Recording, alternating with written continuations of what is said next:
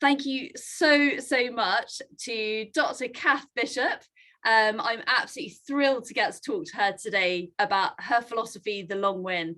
Cath is an Olympian, having won an Olympic silver medal in rowing, which is just phenomenal. But that wasn't enough. She got a doctorate and also was a diplomat, and now works in leadership development. Her book, The Long Win, is an absolute must read for everybody, and I'm so excited to dive a bit into that philosophy, that mindset, and I'm sure by the end of this conversation you will be buying that book from an independent bookstore immediately, or from whichever your preferred bookseller is.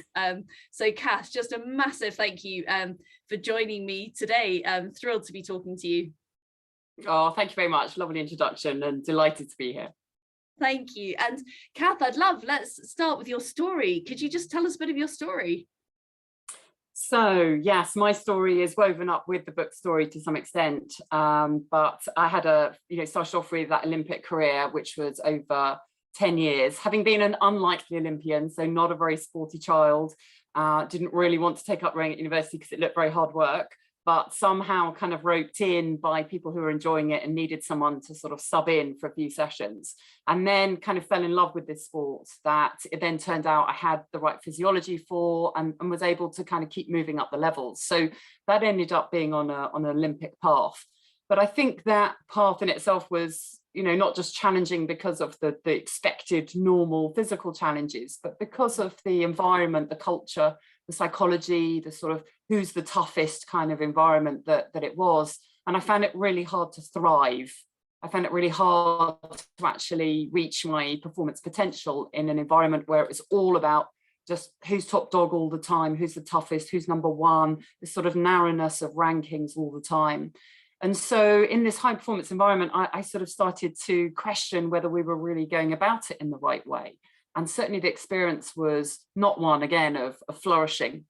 And so over the course of 3 Olympics, really after having 2 Olympics where things didn't go well, and I could tell, I came 7th and 9th, that I hadn't got the best out of myself, I started to think about how I could do things a different way.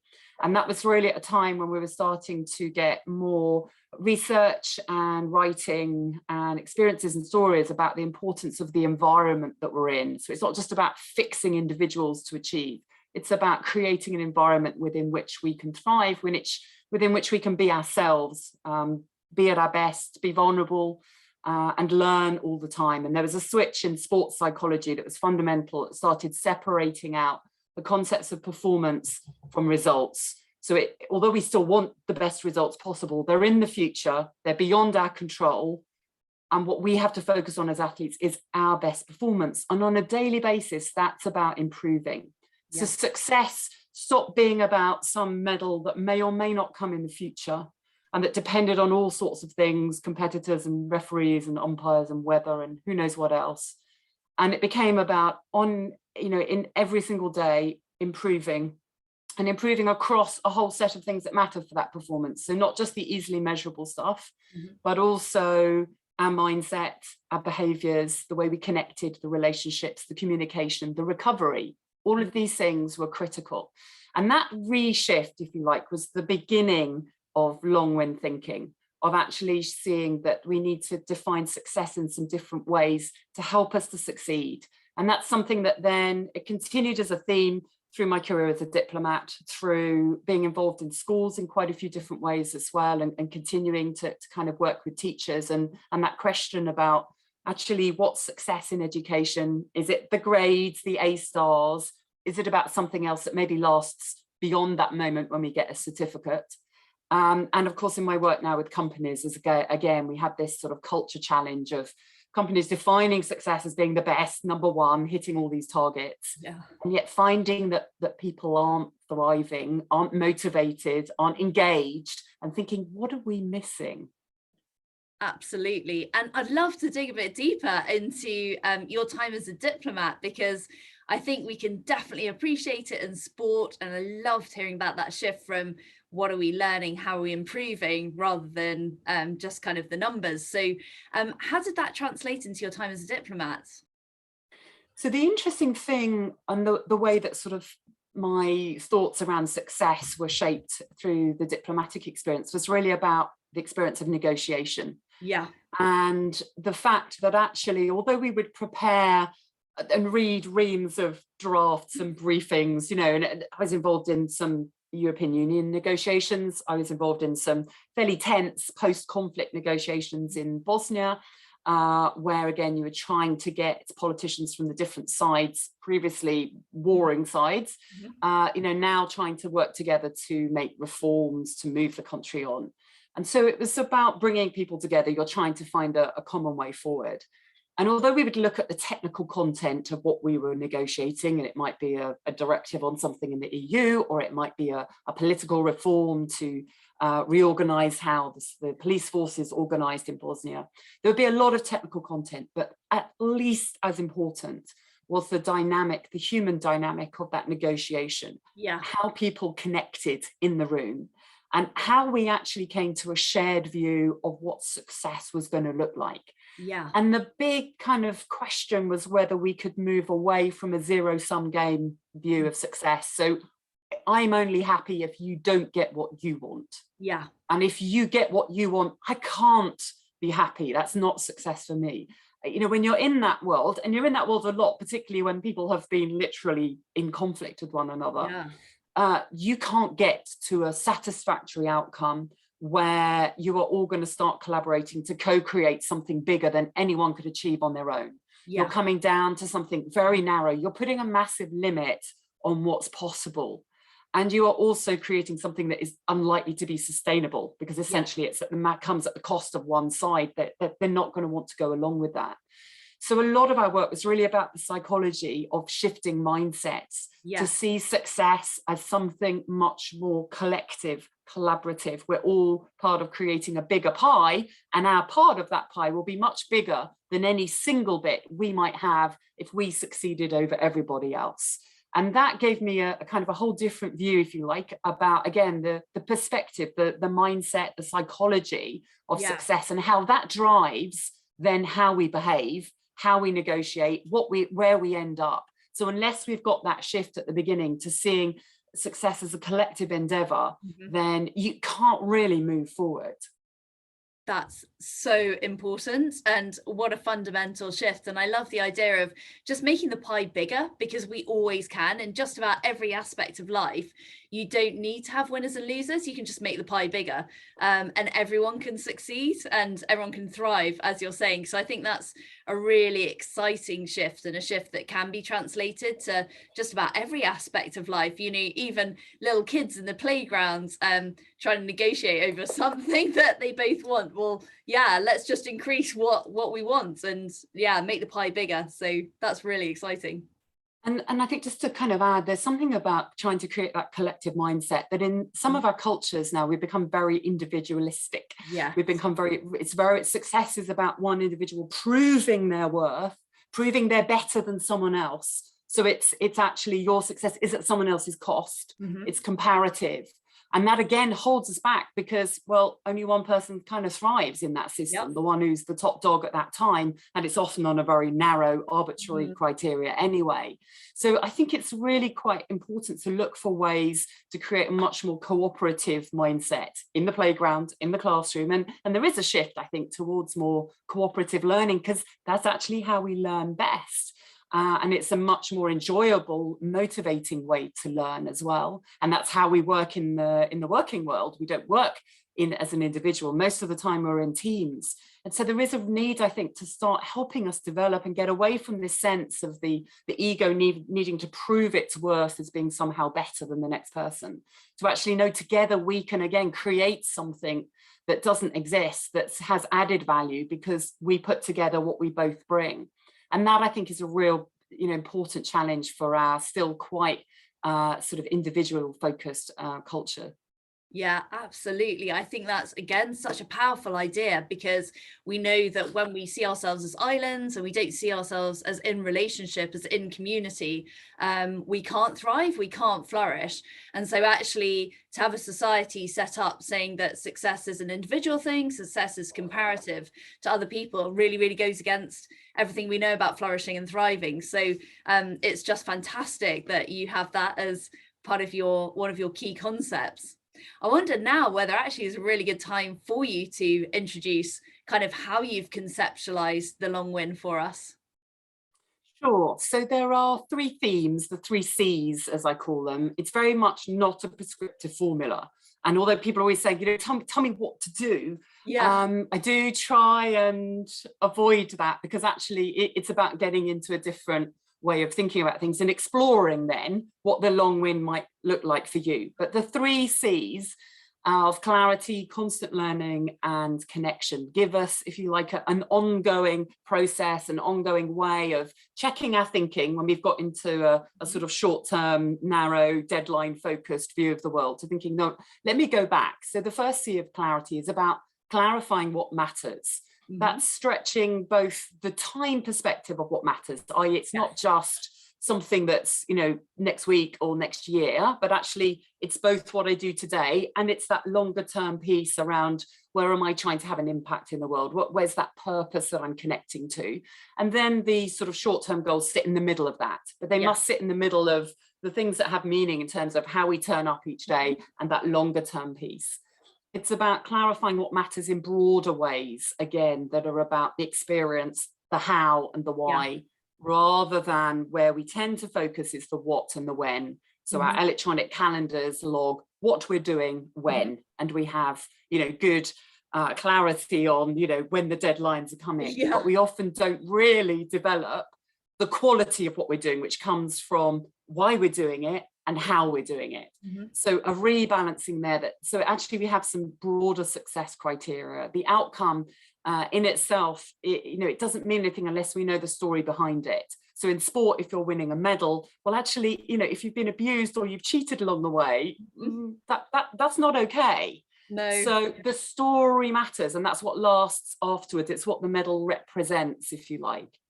And I spoke before about the kind of success being us learning, the growth process. That's the bit that goes on all the time. So that's the second C, that actually success is that just all the time we're learning, we're trying new things, and we should value that, recognize that, reward that, because that's going to be what helps us over the long term do the best that we can. There will be many highs and lows along the way, and they'll often be beyond our control. But what we can control is what we take from all of those experiences, how we accrue the learning. Don't shut ourselves off from that. Have that sort of growth mindset that we're looking for those things. We're looking to try things out.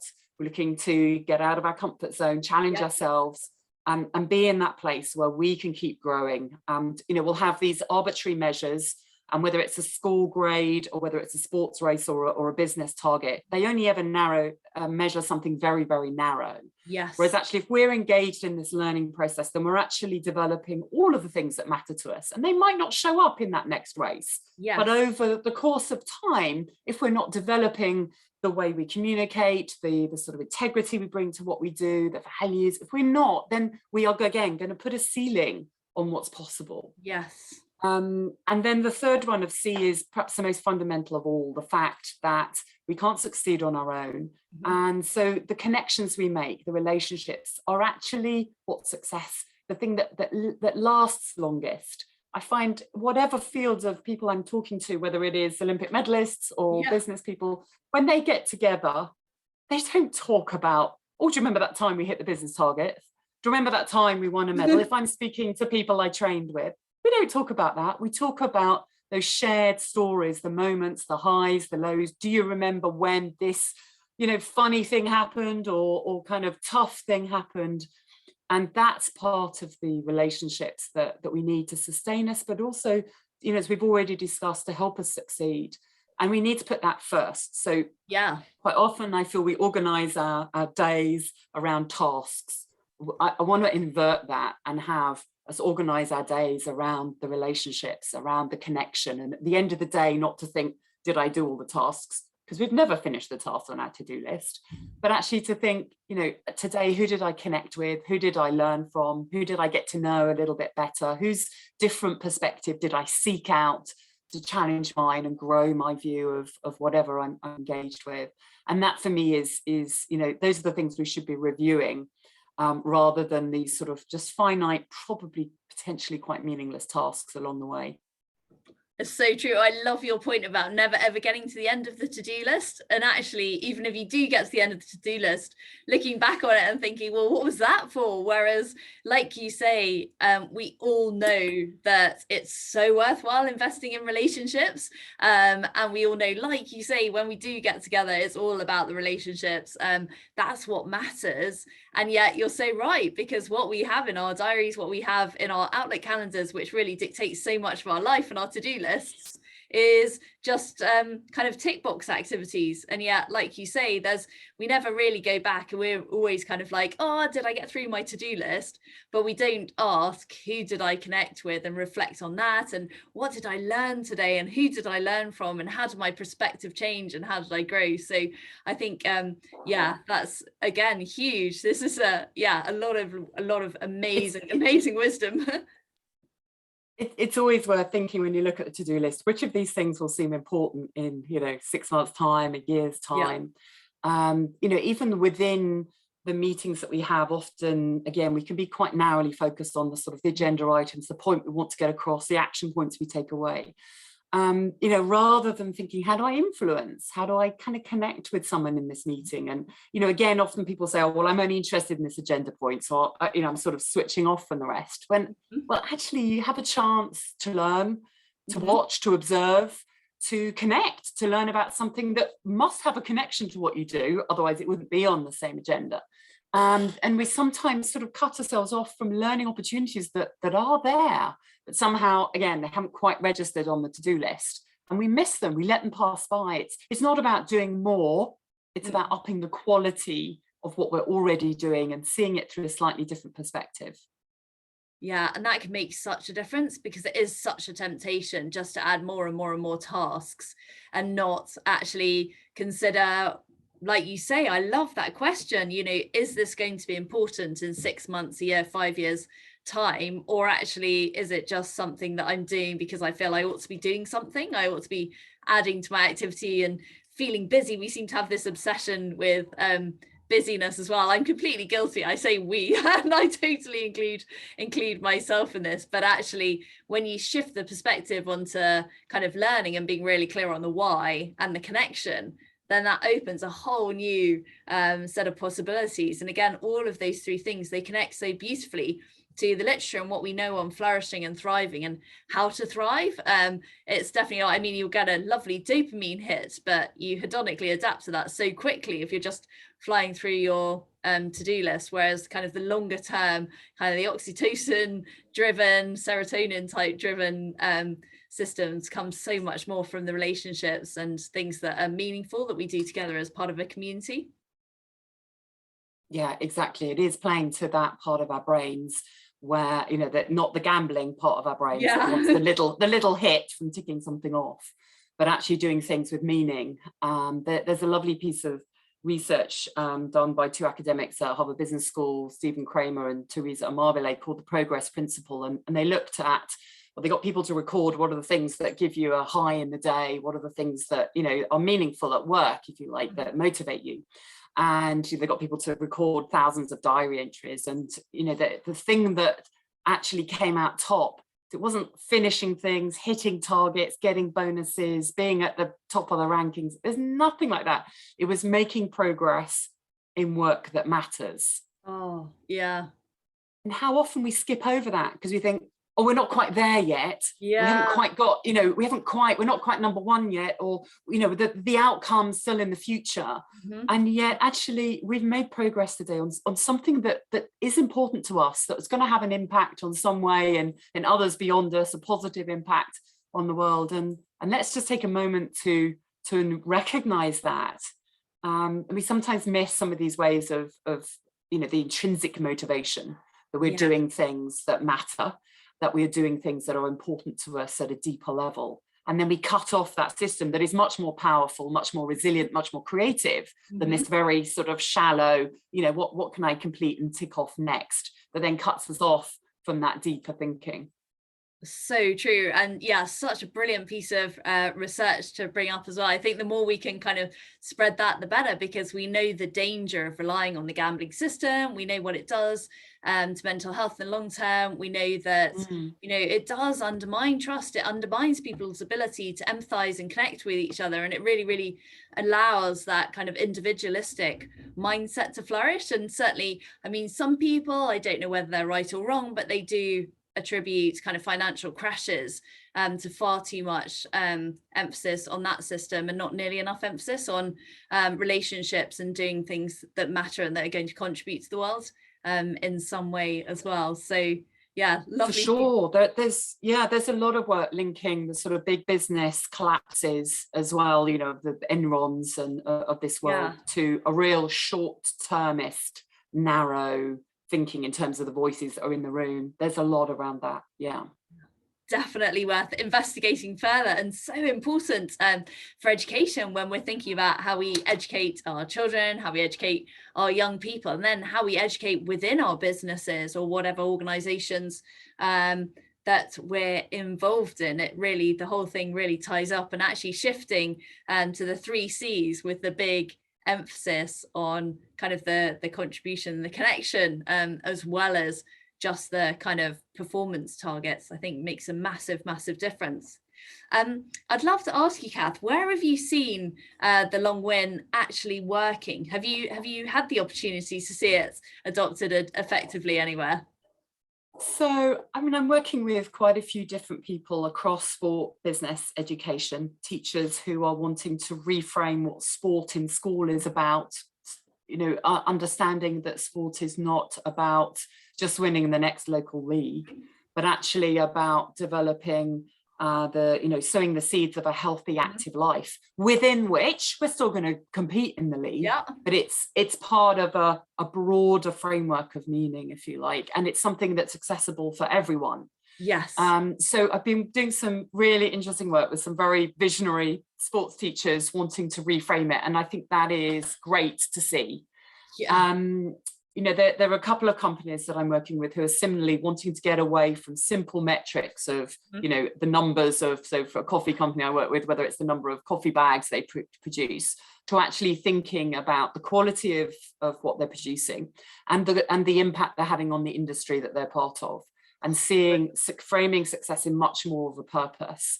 And the engagement and the creativity that people are bringing to that is so great, because people understand it. They can spot opportunities to improve things. They get why they're there, and it's not just ticking off numbers. And that's been a kind of lovely company to work with, where we'll actually spend quite a bit of time thinking about what success looks like without any of those traditional metrics. Now they will still exist, but they are not the be all and end all. They are one part of a bigger puzzle, and the meaning doesn't come from them alone. It can't. And you know, again, that's been, you know, really sort of motivating to see a company exploring it, living it, and then to see how much people have just become so much more proactive about wanting to contribute, because they can see what they're contributing to. They can see that it matters, which has been just sort of brilliant. And you know, within the sporting world, there is a shift towards now different narratives around performance and well-being, and seeing those two as connected rather than alternates or you know, occasionals. And you know, I mean, it's definitely not everywhere, but you know, again, some coaches realizing that actually their role is not to create a medal winning machine. It's to create, you know, if you like, a citizen athlete who is, you know, a mindful athlete, aware of the opportunity, the privilege, and, you know, that they're role models as well, and to think about what they want to be a role model for the communities that they come from, the grassroots clubs, or, you know, others sort of more broadly at the top level who have a bigger kind of public following, to think about what they want to stand for. And actually to have that as the framework that gives meaning to their pursuit of success. So they're still, you know, we're not saying that we don't want to win a medal, but we want to put a framework around that can then give meaning to the journey. And actually that's what exists afterwards. So we find that even if you win a medal, you can feel really empty unless you've got reason why that medal has a lasting value. And if you don't win a medal, again, the world crashes in. But if along the way you have gained lots of extra things that you take with you, then, you know, you find that you can move on because it's been a richer experience to take into whatever comes next. I do some work with a nonprofit called the True Athlete Project. Yes. So do have a look at their website, because again, they are using mentoring to create a way of bringing, if you like, a framework of compassion, you know, letting athletes develop their identity beyond sport, and to have values, to have that sort of mindfulness in what they do, and a sense of the community responsibility, and actually also connectedness to the nature, to the environments they're in. Again, it's this framework around the pursuit of success. We're not talking, we're not trying to excel, but we want to have a much sort of better how and why about the way we go about that. Yes, definitely. And I think one example that we were really excited about was actually Gareth Southgate, because the England football team are so well recognized globally, and it just felt like when he took over there was such a profound shift, and we're really optimistic that his massive focus on flourishing and the encouragement of people, you know, to say if they've got mental health challenges, and actually use their platform to say it's totally okay to have mental health challenges, you know, sending people home for the birth of their children, that sends such a powerful message across the world. Like, this is the England football team and I'm going to send someone home for the birth of their child. Mr. Jones in your bank, you know, if someone in your team's wife or husband or whatever is about, you know, they're about to give birth, go and let them be there. They can be there. It's totally fine. So I think those kind of messages from Gareth Southgate, and just the kind of hashtag Gareth Southgate would, the kindness tweets and things like that have been so encouraging, because like you say, when someone who's as high profile as that will take on a much more Long Win philosophy and mindset, that spreads so brilliantly. And then you get people like Marcus Rashford emerging who are using their platform for good. And actually, you know, when something goes wrong, so obviously poor guy, he missed a penalty, oh my goodness, but actually what do I think of when I think of Marcus Rashford? I think of food and meals for children, I think of reading for children, I think books for children, I don't think about penalties. And so I really hope that when Marcus Rashford goes to bed at night, he thinks, wow, I'm really making a difference here, and he's much more focused on the difference that he's making, you know, to young people's lives than he is about, you know, missed penalty. So I think that that's been a really encouraging example that I've seen, and it seems to be having a cultural impact beyond that. And you can see, I know there's some great work going on at Brighton Football Club, for example, Southampton, and just as that starts to spread, I think that that's really positive, because it is so recognised, and like you say, using that platform for good. So yeah, definitely check out the True Athlete Project, everyone, and see where else it's happening. Yeah, I mean, I think, you know, Gareth Southgate is a very sophisticated leader, a very thoughtful leader. If you even just listen to any of his interviews, he will take a moment to pause. Often the question has a massive underlying assumption and is sort of part of the old narrow narrative. And he recognizes that and knows that he needs to sort of create a different story. And they, you know, that was a huge part of the work that he did with the team. It was to create their own story, a collective story, albeit one where they each brought also their own individual stories to it.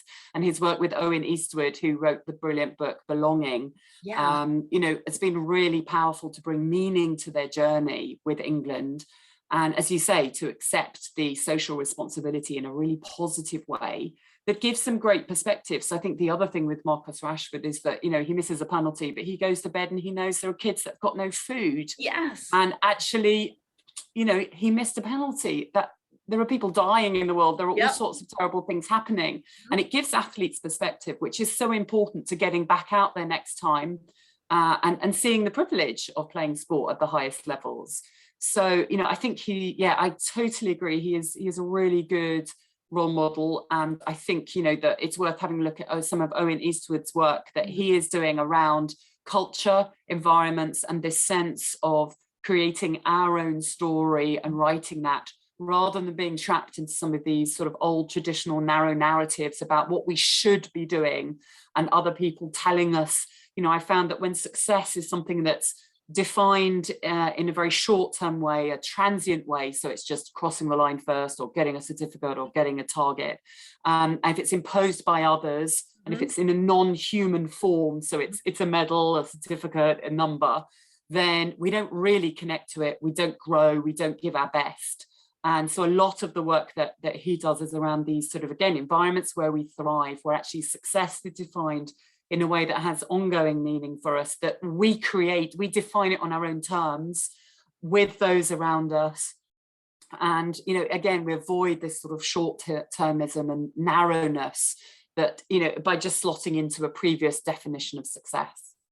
It's so empowering, isn't it? And so exciting to learn about this, because I think, like you say, it takes quite a bit of courage actually to go against the old narrative. But what's lovely and what we keep seeing time and time and time again from so many different sectors is that by taking the Long Win view and actually by adding your own narrative, by bringing your own meaning to it, by making a contribution, by doing it together, you actually do better by the old standards of measurement. So by bringing a much more human perspective, you actually will hit those numbers, you will get the medals, you will get the certificates, you will get the A stars or whatever.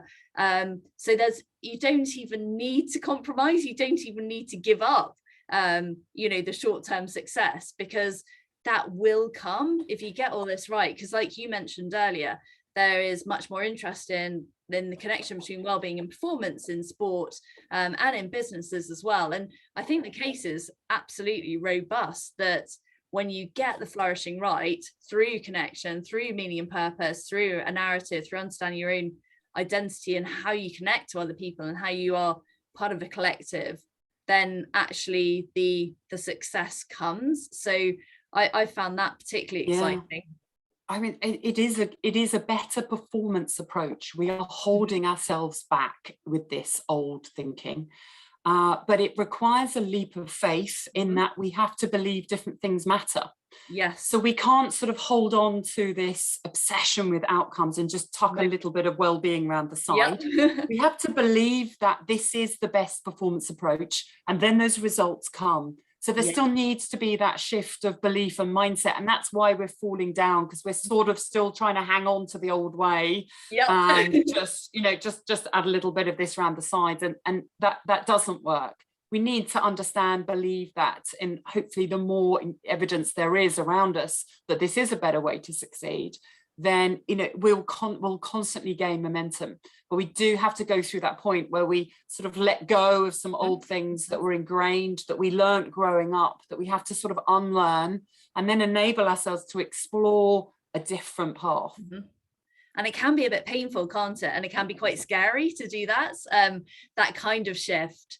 And sometimes I guess it takes a little while for the results to come as well. So again, you've got that to contend with, because sometimes perhaps performance will go down a little bit while you're doing that exploratory work, while you're unlearning to relearn. So I guess it does take quite a bit of courage to do it, and kind of adding things on the side, like you say, is just not going to cut it.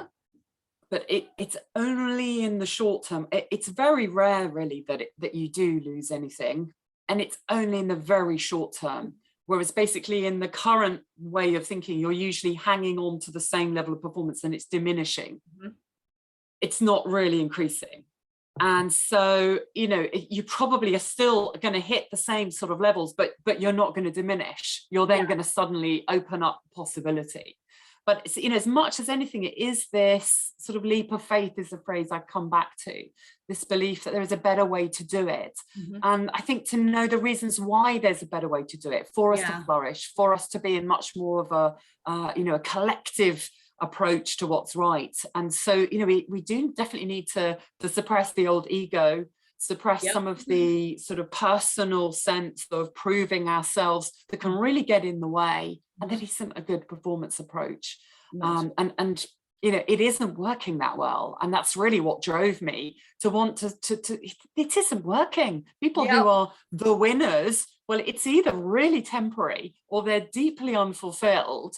They're crashing after this sort of short-term result and falling off a cliff. I mean, that's not good. So that was really what sort of drove me for years to kind of be thinking about how have we got this so wrong, and how are we not seeing that? Absolutely. And what do you think kind of the barriers to art? So you've spoken about some of them and this kind of leap of faith. What do you think are the most common barriers that people are hitting, and how might you advise them to try and get past them? So I think probably one of the immediate traps we fall into is the metrics. We measure the wrong things. We Yeah. measure things that we've always measured and that are easy to measure, but we don't measure the things that matter most. But that's madness, because then if we're not measuring things that matter most, we're not putting attention on the things that matter most, and that's not going to help our performance. Yeah. So we really need to think about meaningful metrics, and to always, you know, look at the metrics that you're using currently and thinking about what else matters that we're not measuring. And what's happening in that space, and so, you know, playing around with the way we measure things, measuring over again a slightly longer term, and starting to measure qualitatively rather than quantitatively is really important for sustaining what we're doing, because we tend to measure the outcome but not, you know, all the awful things that happen along the way. So then next time we get a less good outcome because people are, you know, disengaged, or they've left, or we didn't do it very well, we didn't learn to do it better next time. So, you know, again, that sort of thing is really important, to have more of a sense of the stories, you know, to measure human stories rather than numbers. And I think the other thing is the leadership piece, which is where we start to create an environment of that's value-based, that is, you know, that kind of holds us to the leap of faith, that holds us to, you know, we know these things matter, that articulates that why, and that will recognize and reinforce the how. You know, it matters that we do things under pressure in the way that we set out to do. And so I think, you know, the leadership and the metrics are probably the key things where we can really accelerate change in this direction. Definitely. Oh my gosh, that's so exciting that you say that. So I think I could talk to you all night and probably for the next 2 weeks continuously, but I think we probably ought to wrap up, and I ought to let you go because it is getting quite late into the evening. Could you maybe leave everyone who's kind of watching and listening with maybe your top bits of advice for them, maybe top 3 pieces of advice if they want to adopt a long win mindset? That might be a cool way to finish. Sure. I mean, the sort of question, if you like, that I probably like most is to think about success in terms of what's possible. And to use that question to get yourself back onto a long win thinking mindset, to be asking what's possible together, in fact. And so when we sort of start narrowing what we think we're trying to do, and we've got to hit this target, and we've got it, and all those things start constraining us from exploring our potential, from actually thinking, you know, what are we capable of? Again, another great question. What are we capable of together?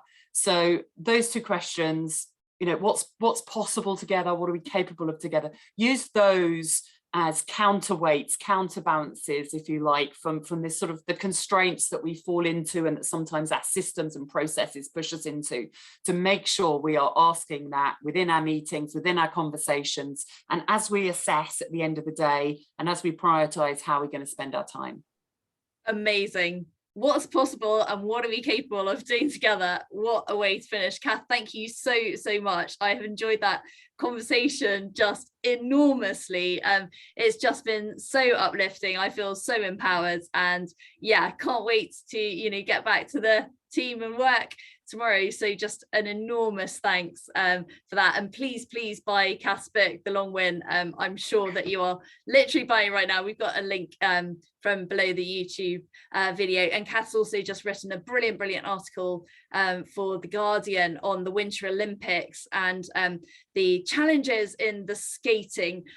So I'll put a link to that as well. But Cath, just the most enormous thank you. Great, really enjoyed the conversation. Thank you.